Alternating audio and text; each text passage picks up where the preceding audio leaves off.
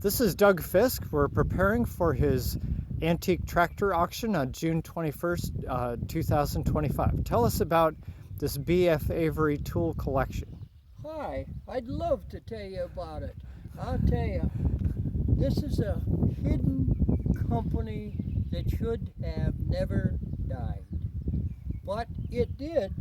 But on the way to death, if you read this, it says, world's largest producer of farm machinery and tractors between 1825 and 1950. They were very innovative, far ahead of the Green Line, far ahead of some of the red stuff too. But they just did not have the right type of management to continue on.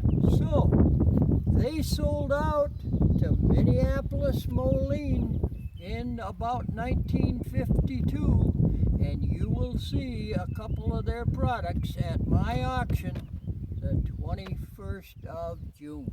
So be there. I'd like to talk to you. Thanks.